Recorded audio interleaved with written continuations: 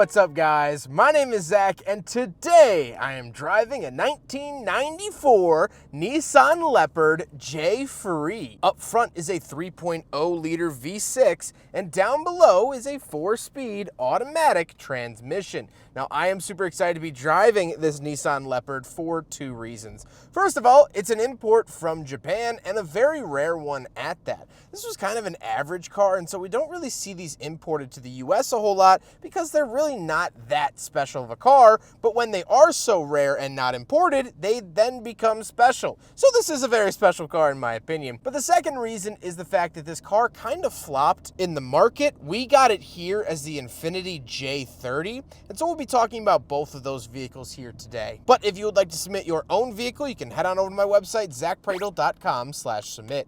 It's a quick and easy submission form. It takes under a minute to fill out, and I come out to you. But let's get back to that VG30DE under the hood. Well, it's a 3.0 liter V6 and was used in a bunch of vehicles from Nissan, like the Nissan Z cars, Pathfinders, vehicles like that. Now, you could also find these with V8s. However, the owner said that at maximum, he has averaged 20 miles to the gallon, and so I can't imagine what the V8 did beyond that. One thing that is kind of interesting about this engine, however, is that it does have dual throttle bodies. Kind of interesting from Nissan. Technically, you could call this engine a 442. If you really want to piss off the GM guys. Like I said, paired to it is a 4-speed automatic. Nothing too crazy here. You could not get them in manual, so auto will have to do. And last but not least, the Leopard is rear-wheel drive. It has a factory limited slip differential, and it has the high cast system, which is rear steering. Very, very cool and something you don't really see much of. How does it feel to drive the Nissan Leopard? Well, it's actually a really smooth and decently luxurious experience, which is to be expected out of an Infiniti product, but again, overseas this was just Nissan. Steering is light, suspension is decently soft. It is a really good, really comfortable daily driver. I have to say, I'm very, very impressed. Visibility is also really good. It has bigger windows, which was pretty characteristic of 90s cars, so no news there. With that stuff out of the way, let's talk about the interior. Well, in front of me, I have 4 gauges. Off to the left is my coolant temperature and fuel, speedometer in the center, and then tachometer off to the right. On the steering wheel, we do have cruise control options, but nothing too crazy beyond that. We do get an SRS airbag, which is nice to see. And off to the right, we have a climate control vent, our cruise control on and off. And moving out of the door, we have our power mirrors, power locks, and power windows, of which the driver's window is this giant button, and then down below is the passenger window, and down below that is the 2 rear windows. Very weird. I've never seen the front window be its own giant switch. We also do get this nice material on the door card. And moving into the center, we get a clock along with 2 climate control vents and our climate controls. We do get a little digital readout here, which for 1994 was very, very nice to see. And we have auto AC, which is, again, really, really nice. Down below that, we do have an aftermarket radio. However, it was done in Japan before this vehicle was imported. So the GPS thinks that I'm still in Japan, although I am not. I am in the suburbs of Wisconsin. So it's a little confused, but that's okay. I don't blame it. You can open it up as well, and this is the original manual and install for this radio in Japan. So kind of a cool piece of history, although it's not for every Nissan Leopard, just this particular one. Then of course we get an ashtray and cigarette lighter, and the shifter. Big chunky push button up at the top of the shifter, nothing too crazy there. But we do have 3 different drive modes for the transmission. So we have normal, power, and snow. The owner keeps it in power pretty much all the time because it does have a little bit quicker of a shift. But when it's in normal mode, it shifts so smooth, you would think it was a brand new transmission, but no, it's actually 30 years old. We also have the power parking brake, which again, for 1994 is very new to have. Then we have the center console, which inside you get this little button. This will actually raise the front parking post so that you can see it and it can help you park. That is so cool.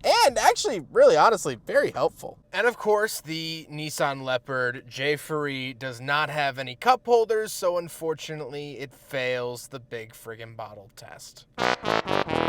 The seats are super comfortable. They are cloth, which I have always preferred, and I love Japanese cloth. I don't know what this material is specifically or what made it so great, but it really truly is great. And I absolutely love every JDM car that I sit in that has this type of material. It's just wonderful, and it's so cozy. However, speaking of seats, we do have back seats, so let's go do a back seat review. All right, we're in the back of the Nissan Leopard J Ferie from 1994.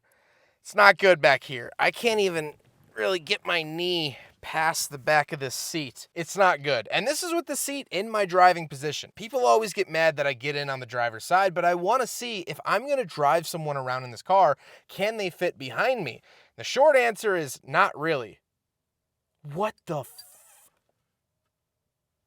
Hold on. There are these really tall bird things across the street from where I'm filming right now.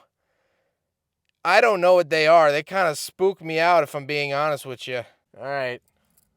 Anyway, back seats are not good. I do have power windows back here. I do get a little ashtray and a center console, just foam bricks. And something that the owner wanted me to point out, which I agree with, these headrests are so squishy and comfortable. Really, really luxurious. So that's nice to see. Let's hop into the very back. We'll talk about the trunk, and then we'll talk about the looks, which is kind of the downfall of this car, allegedly. Right around the back of the Leopard J Ferie. Open it like that, and tons of space back here. Absolutely love this. This really reminds me of older American cars like the Crown Vic, but we do have some goodies in here. We can open this up over here, and we do get our jack, and then over here we get a toolkit. So very, very cool to see that. This also does have the spare of shame. I don't know why Japan was doing this for a while, but the spare tires were bright yellow.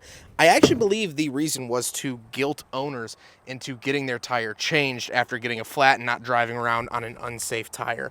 I believe that's the real reason. So very cool to see all that, but plenty of space back here in the Nissan Leopard J Ferie. Now we gotta talk about the looks, and this is where the car could start to get a little controversial.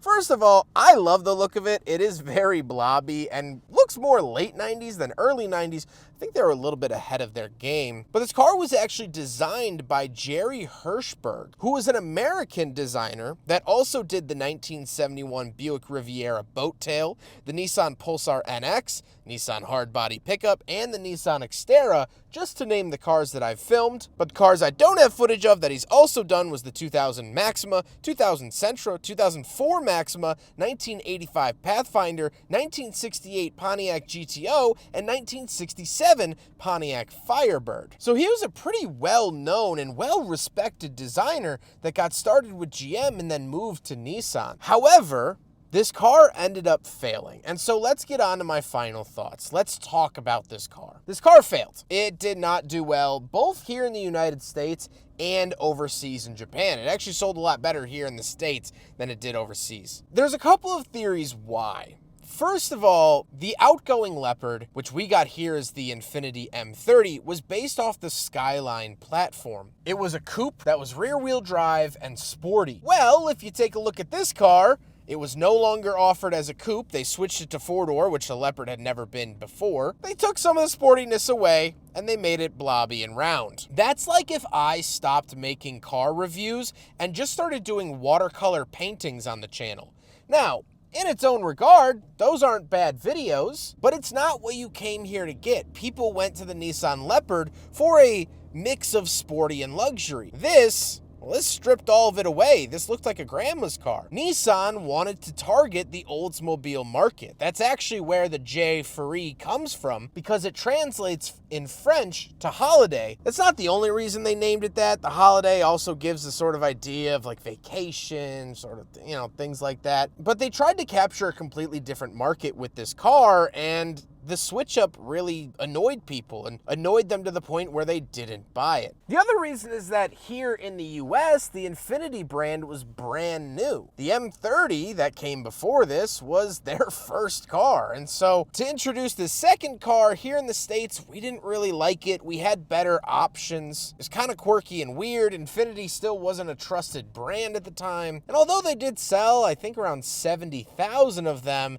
it wasn't enough to keep it in the market all that long. And interestingly enough, it's incredibly hard to find J30s today. They didn't stay on the road for that long. And so Nissan had to answer for their sins. Why did this car fail? Well, they actually blamed the design of it. They said that it was poorly designed. They said it was ugly. But me personally, I don't think that that's the case. People buy ugly cars all the time, and that's not to say that this is even ugly. I personally don't even think it's ugly. So I would love to hear your thoughts and opinions down in the comment section of why you think this car failed. But for me, to be an American driving a Nissan Leopard here in the States is such a cool and unique experience. According to the owner, he could only find a handful of other Nissan Leopard J Feries that were imported to the US. Under 10 of them. And so to be driving it here today is so special, and that's why I was so excited to share it with you. A failure it might have been, but today for me, this is a personal win. I hope you guys enjoyed the video. Huge thank you to Joven for letting me take out his Nissan Leopard. Like I said, this was such a cool and unique experience. Joven was absolutely awesome to work with, really stand-up guy, and I appreciate him very, very much. But I hope you guys enjoyed the video. Don't forget to rate the video, comment on the video, and subscribe if you really liked it. Take care, guys.